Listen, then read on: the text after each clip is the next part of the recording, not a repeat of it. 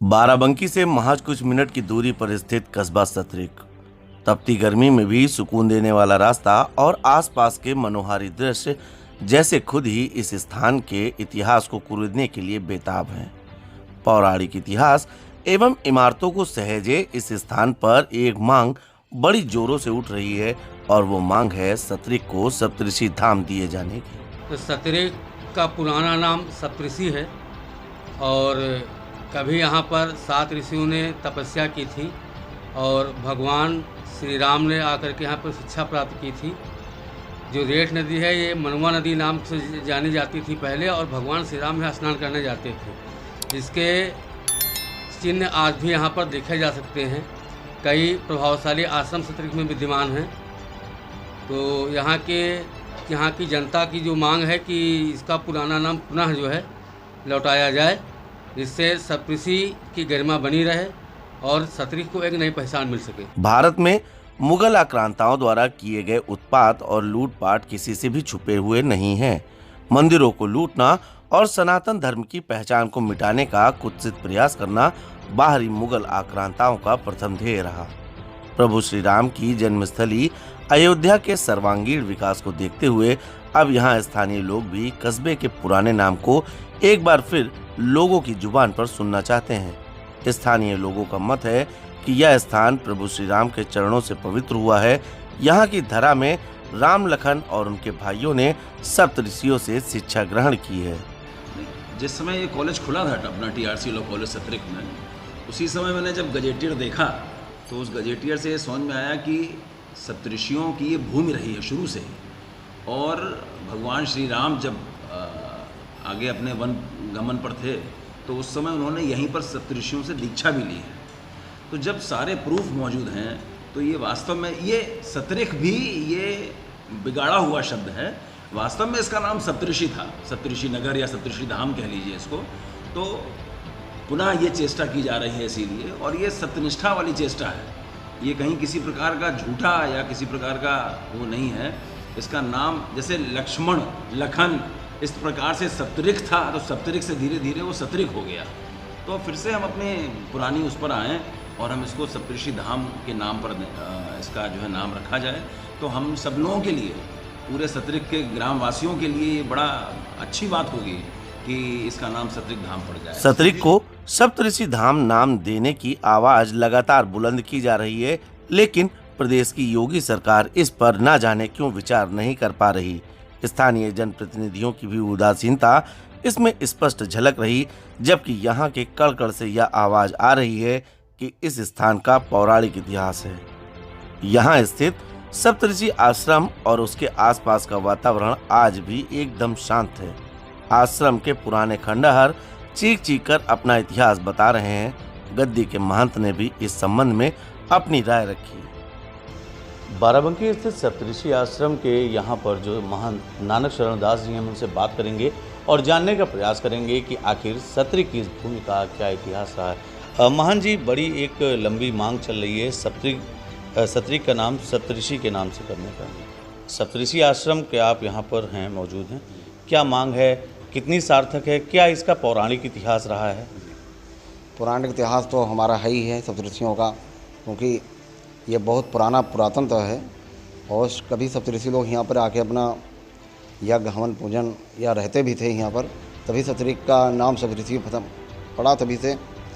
और यहाँ पर भगवान श्री रामचंद्र जी जो है दीक्षा लेने आए थे, तो यहाँ ये सतरिक जो है, इसके पहले तो हजारों लाखों वर्ष से ये साधु ऋषि मुनियों की परंपरा रही है। ऋषि मुनि लोग रहे हैं और कुछ चीज़ें आज भी देखने को मिलती हैं। तो हम ये चाहते हैं कि यहाँ पर जो है सप्तऋषियों का जो है, जो बहुत पहले गुरुकुल चलता था, जो पुनः स्थापना किया जाए। गुरुकुल है, यज्ञशाला है, गौशाला है, अन्य क्षेत्र है। तो ये सभी तभी हमारी धरोहर संस्कृति जो है इसका विस्तार होगा और इसका आगे पुनर्निर्माण होगा। उत्तर प्रदेश में योगी जी की सरकार है और जैसा कि आप लोगों की काफ़ी आस्था है, आप लोग भी लगातार ये मांग कर रहे हैं कि इसका नाम परिवर्तित किया जाए। क्या लगता है कि किस प्रकार से आपकी बातें सरकार सुनेगी? अब सरकार को उदाहरण के तौर पे तो देखना चाहिए, क्योंकि कोई चीज़ अगर है तभी तो हम बताते हैं, समझते हैं। क्योंकि कोई संस्कृति होती है तभी उसका विस्तार होता है। क्या सप्तऋषि का क्या इतिहास है? यहाँ पर जो प्रभु श्री राम की दीक्षा लेने की बात की जाती है, कहाँ तक ये किंवदंतियाँ प्रमाणित हैं? ये प्रमाणित क्योंकि कालांतर का भी समय हो चुका है, कुछ चीज़ें जो है ख़त्म हो चुकी हैं। बाकी भी आश्रम जो है, यहाँ की जो पृष्ठभूमि है, यहाँ पर जो वातावरण है, इससे ज़रूर जाहिर होता है कि यहाँ पे जो है सप्तऋषि लोगों का रहा है। और अयोध्या से नज़दीक है, एकदम 100 किलोमीटर की दूरी पर है, तो पैदल यात्रा भी कर सकते थे। तो आज भी मतलब कि वहाँ से जुड़ा हुआ है और यहाँ पर जो है भारतीय संस्कृति जो है धरोहर आज भी विराजमान है। जब पूरे प्रदेश में जनपदों के नाम को उनके पुराने नाम से नवाजा गया है, ऐसे में एकमात्र कस्बे के नाम को बदलने पर विचार करने में आखिर इतना विलंब क्यों? प्रत्यक्ष प्रमाणों से भरे इस स्थान को उसके पुराने नाम से अलंकृत करने में कैसी विधिक बाधा? क्या स्थानीय जनप्रतिनिधि इस मुद्दे को योगी आदित्यनाथ तक ले जाने में अक्षम है, या स्थानीय जनप्रतिनिधि इस मुद्दे को वहां पहुंचा चुके हैं, तो योगी सरकार इसमें शिथिलता क्यों बरत रही है? जब वर्तमान सरकार सनातन के पौराणिक इतिहास को सहेजने में लगी हुई है, ऐसे में सत्री की उपेक्षा एक बड़ा प्रश्न पैदा कर रही है।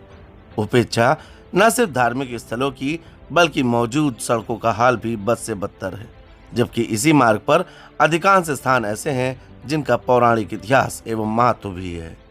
तो आपने देखा, सुना, समझा और जाना, ये लोग थे जो लगातार इस बात पे मांग रख रहे हैं कि उत्तर प्रदेश की राजधानी लखनऊ के करीबी जनपद बाराबंकी में स्थित यह सत्रिक कस्बा, इस कस्बे का नाम बदलकर यानी कि सप्तऋषि के धाम के नाम से करने की लगातार मांग चल रही है। लोग लगातार ये मांग उठा रहे हैं। आखिर इसके पीछे का पौराणिक इतिहास क्या है, ये भी हमने आपको अपनी स्टोरी में बताया। जिस स्थान पर हम यहाँ पर मौजूद हैं, आप हमारे ठीक पीछे देख सकते हैं, ये वही सप्तऋषि आश्रम है और इस सत्री को सप्तऋषियों की भूमि कहा जाता रहा है। सत्री का इतिहास काफ़ी पौराणिक एवं धार्मिक रहा है। यहाँ पर तमाम धार्मिक मान्यताएँ हैं। अगर इसके हम इतिहास पर नज़र डालें तो यहाँ पर जो स्थानीय लोगों के द्वारा बताया गया, वो बताया गया कि यहाँ पर प्रभु श्री राम ने सप्तऋषियों से शिक्षा दीक्षा ग्रहण की थी। यहीं पे एक नदी है जिसका नाम मनसा नदी हुआ करता था, लेकिन अब उसका नाम बदल दिया गया। अगर यहाँ पर तमाम इमारतों के बारे में बात करें तो अब वह खंडहरों में तब्दील हो चुकी हैं और यहाँ के स्थानीय लोगों का बताना है कि जो भी उनकी पौराणिक मान्यताएँ हैं और जो भी पुराने लोगों के द्वारा यहाँ पर उनको जानकारी दी गई, उसके हिसाब से उनके द्वारा बताया गया है कि मुग़ल आक्रांताओं के द्वारा तमाम सनातन से जुड़ी ऐसी चीज़ें को नष्ट किया गया था और इसके बाद भी इतिहास से छेड़छाड़ की गई। वर्तमान समय में यहाँ के स्थानीय लोगों के द्वारा लगातार इस मुद्दे पर मांग उठाई जा रही है। जिस स्थान पर हम मौजूद हैं, ये जनपद बाराबंकी का सत्रिक है और यहाँ पे जो आप रोड ये देख रहे हैं, यह रोड लखनऊ की तरफ जाती है, चिन्हट मार्ग से लखनऊ को जोड़ती है।